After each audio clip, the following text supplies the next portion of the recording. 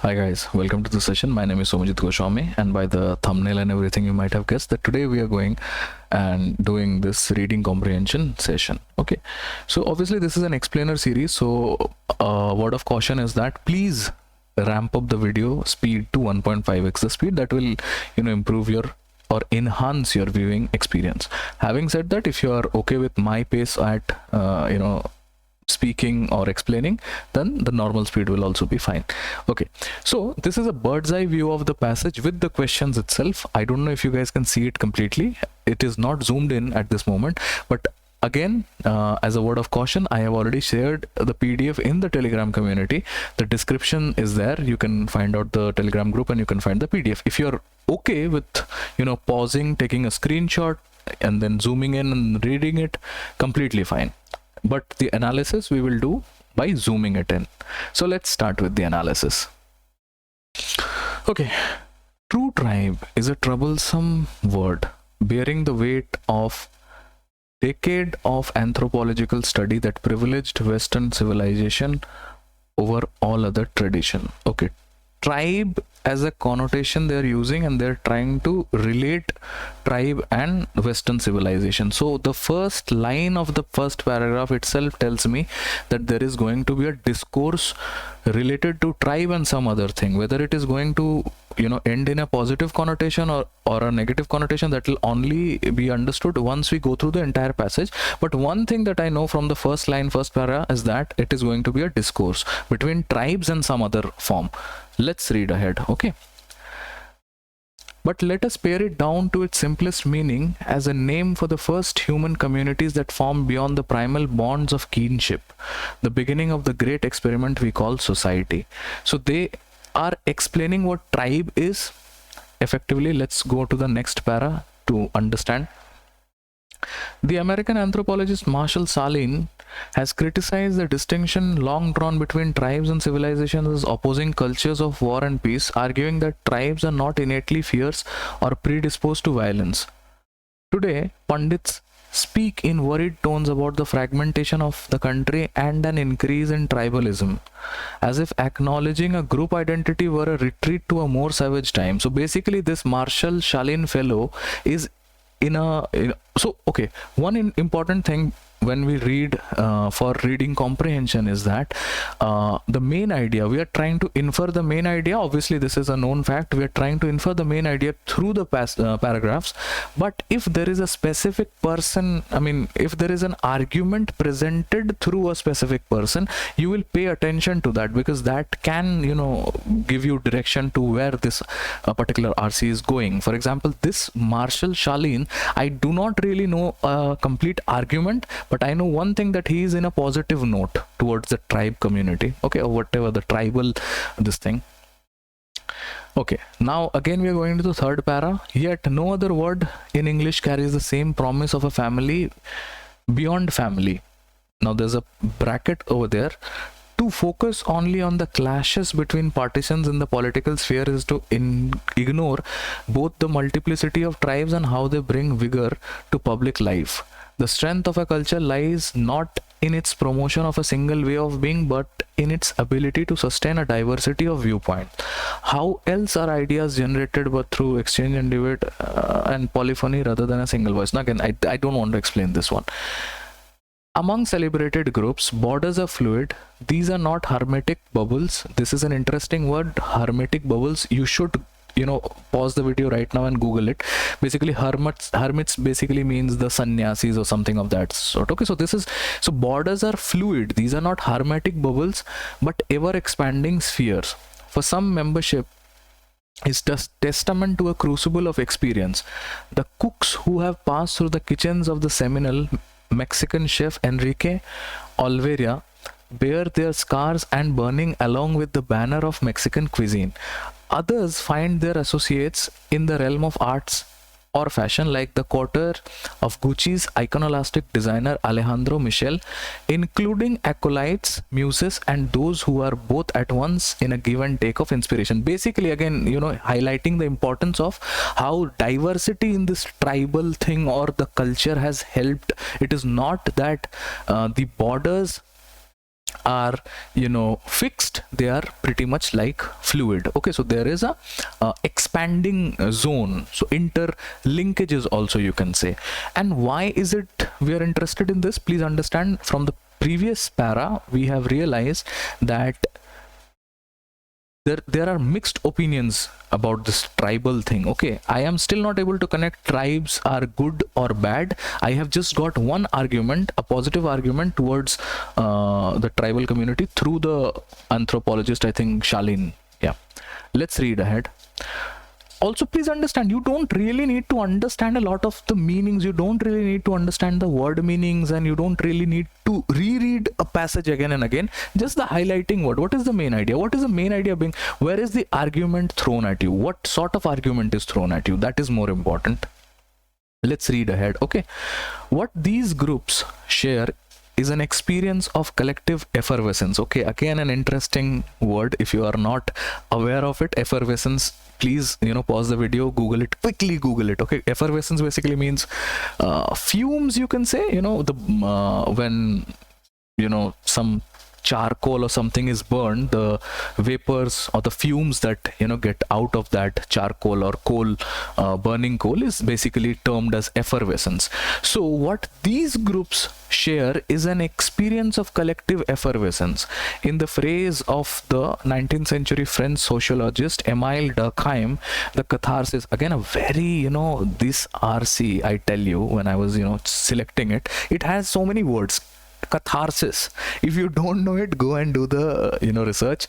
You really don't need a lot of word meaning, but then it's always better, because we are learning, so it's always better to have a, you know, meaning somewhere here and there. Catharsis basically means you know, self rediscovery or something of that sort. Okay, the catharsis and exaltation historically invoked in religious worship find a modern analog in the electricity that snaps through a crowd gathered in common cause. Please understand, this is going to be an interesting line. If you are an active reader, you would realize that this line has too many, you know, words, the meaning of which general janta will not know. Okay, effervescence, catharsis, exaltation, you know, there are questions going to come from this passage. I, for a fact, I know, because if I were a test designer, I would definitely pick a question from, one question minimum from this particular paragraph.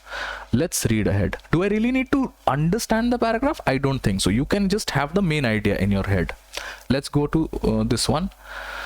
The 20th century Canadian media theorist Marshall McLuhan attributed the decay of tribal culture to the overriding of the oral tradition by a codified written language, a process accelerated by the 15th century invention of the printing press. Once we no longer needed to communicate face to face, to connect the message to the messenger, we grew estranged. McLuhan also predicted in 1969 interview before the dawn of internet that electronic media would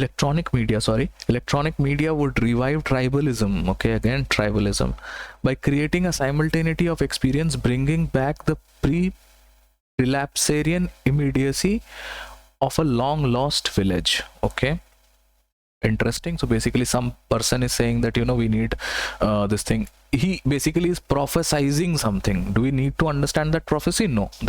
Is there a main idea? Yes, there is a main idea which talks about that some Canadian theorists have already said that this thing will, the, you know, Renaissance period will come. Okay, Renaissance is a word which means, you know, reinventing. So sorry for using jargons, but okay.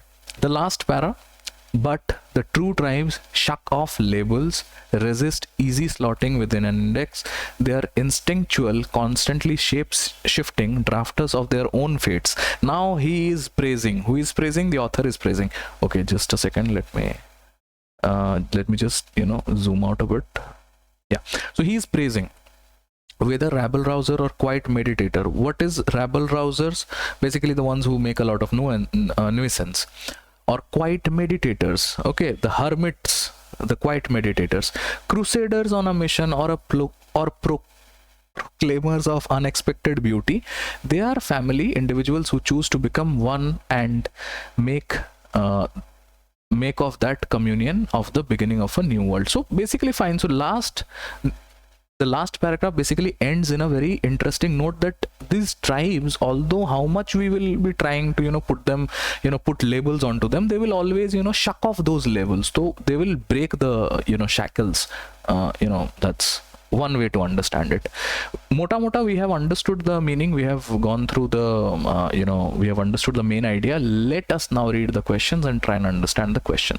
So first question says, why does the author say that tribe is a troublesome word? Okay, now before going and looking at the options, I want you all to frame a shadow answer. This is how everybody do RCs, so this is how you should also do it. So please understand, the first paragraph says that true tribe, in quotation, tribe is a troublesome word because it bears the weight of decades of anthropological study that privileged Western civilizations over all other tradition. What this means is that Western civilization has some sort of a privilege as compared to the tribes. But then in the next line it says, but let us try and understand what exactly is a tribe. A tribe is just a name for communities that are formed beyond the first primal beyond the primal bonds of kinship, so not a near relative. Okay, so in India also we are seeing communities of people who are in a tribe, so we call them scheduled tribes, scheduled castes. Just a hypothetical example to make sense of what tribes communities are. They're not very different, but there is a trouble. This tribe is a troublesome word. Why is it a troublesome word? Okay, now the troublesome meaning, I think this Marshall Shalin will be able to give us something about it. Okay, this fellow very aptly gave an argument. His argument was that this, we can read from here.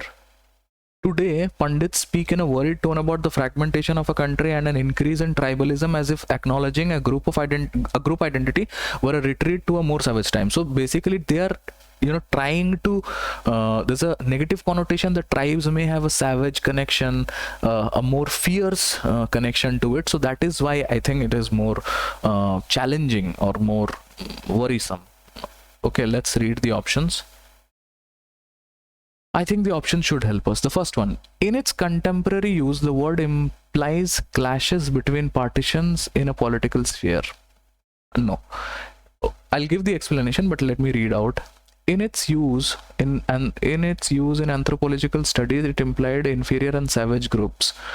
In its current use, it means a group that is ancestral to modern civilized groups. In its original sense, it meant that human communities formed beyond the bonds of kinship. Okay, so see, let us start from the fourth option. In its original sense, it meant human communities formed beyond the bond of kinship. It is true, but is it the reason why tribes is a troublesome word? I don't think so. Goes out. In its current use, it means a group that is ancestral to modern civilized group. Definitely not, because they are saying that the meaning of a tribe basically from here the community and everything started, but it's not why it is troublesome. Okay, goes out. In its contemporary use, the word implies, option 1, implies clashes between partisans and political sphere. Definitely not. This is not why it is worrisome. Okay, the word is worrisome. So that means option number 2 has to be my answer. In its anthropological studies, it implied inferior and savage groups. Actually, that is when the argument of Marshall Shalin comes into the picture, wherein he is actually uplifting the notation that there may be a negative notation to the tribes. Okay, so that way 2 becomes the answer. So see what we did basically we eliminated the options. Okay, which of the following best explains the collective effervescence? I told you that there is going to be a question from this collective effervescence mentioned in the passage. Best explain collective effervescence. We will quickly read it once and then we will come back. Okay, so this is where it is, collective effervescence. This is where it is. What these groups share. Now, what groups? The groups, the chef, the Mexican person, the Mexican cuisine bearers. these people, what these groups share is an experience of collective effervescence, and in the phrases of 19th century French sociologists, the catharsis and exaltation historically invoked in religious worship find a modern analog in the electricity that snaps through a crowd gathered in common cause. Please understand, we are talking about crowds gathered in a common cause. Let's read the options. I'm pretty sure that the options are going to be pretty close enough. Okay. A sense of religious exaltation historically invoked by worship. Is this the meaning by collective effervescence? Definitely not. Collective effervescence is a sense of belonging, a sense of identity, the electricity that snaps through when a crowd is gathered for a common cause. Okay, so definitely not a religious exaltation or anything that is written. A sense of elevation. Again, I'm trying to reiterate that what I'm doing is I'm not choosing answer, I am eliminating the wrong ones, trying to eliminate. So this is one way of solving an RC. A sense of elevation that unifies the members of a group. I'll keep it over here. A spirit of camaraderie evoked by the gathering of crowd. Now this is a very it's kind of a option. You see, the closeness of the option makes a question difficult. So this is where 2 and 3 become close. So I'll come back to 2 and 3. Let's read 4. A common cause that a spirited group pursues in an exalted state. Are we talking about an exalted state? No. So this goes out, immediately goes out. Now at this point in a test, I will probably go to the next question, because I can solve it 50% correct, 50% wrong. So there's a chance. But you can say, okay, but sir, how is the 50% correct and wrong thing is coming into the picture? The more questions you do, the more neural patterns you will create. So maybe I can come back and give a one-shot answer to this. But right now, because this is an analysis, let me solve it. Option number 3, a spirit of camaraderie evoked by gathering in crowds. Okay, no, we are not talking about the camaraderie that gets evoked by just gathering in a crowd. We are talking about standing in crowds for a common cause, a cause that is beyond some let's say beyond the self.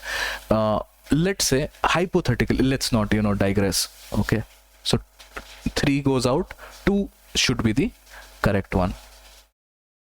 Which of the following statements will the American anthropologist Marshall Chalin most approve of? Very easy question, because the argument is straight up given in your face. So what you need to do is you just need to go back and read the argument. Okay, so Marshall Chalin, here it is. Let me use this color. So here it is.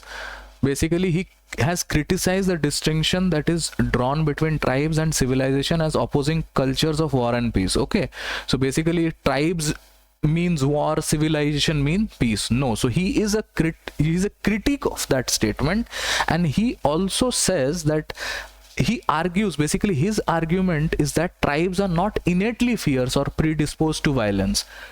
And because of that, maybe today Pandits speak in worried tones. So this is why they were worried tones about the fragmentation of a country, and fragmentation in terms of the civilization and the tribal society. Okay, so that fragmentation of the country and an increase in tribalism, as if acknowledging a group identity were a retreat to a more savage. So if you give them a group identity, are you taking them back to a tribal times, fierce time, war times? No. So this is the argument.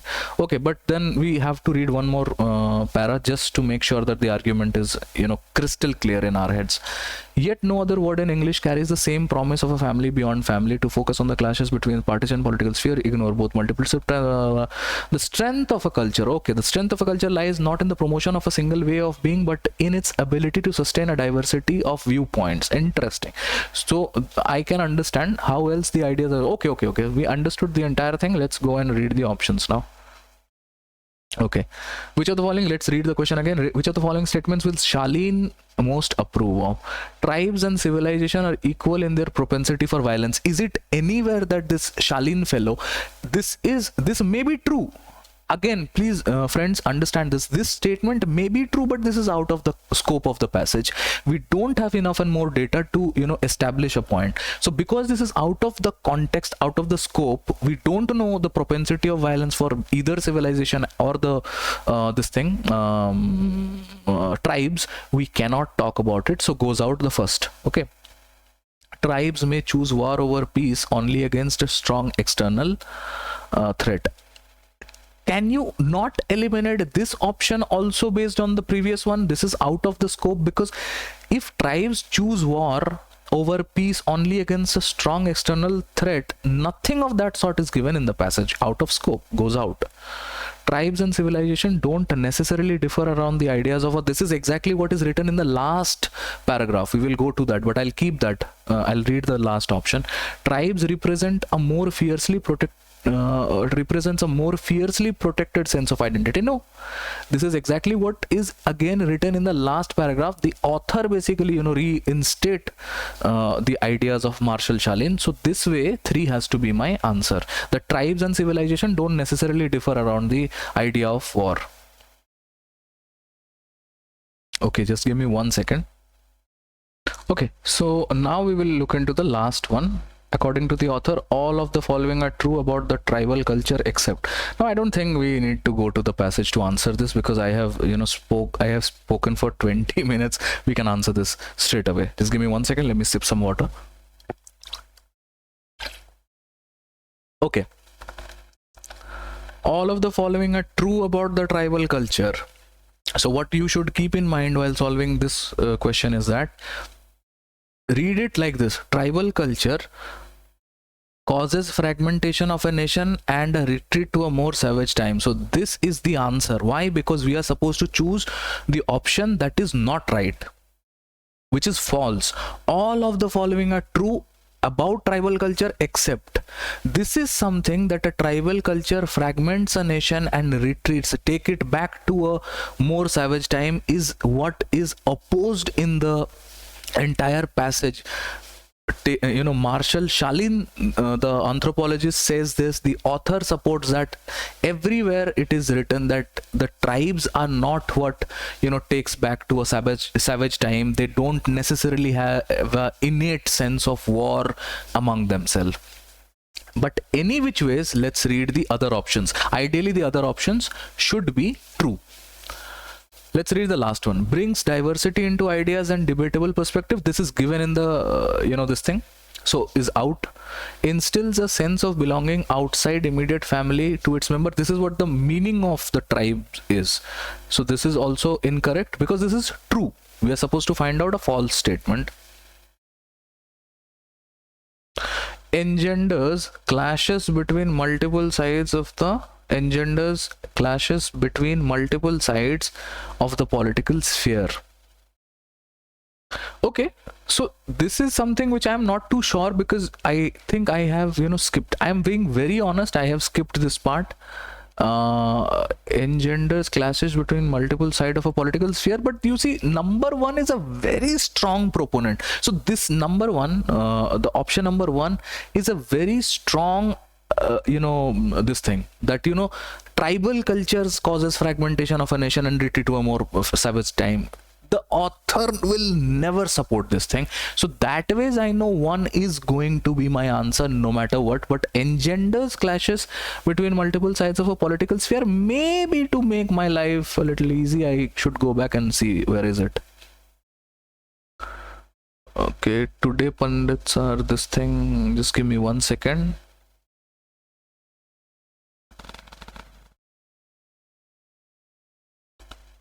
Okay, just give me 1 second. Let me quickly, skim through this one.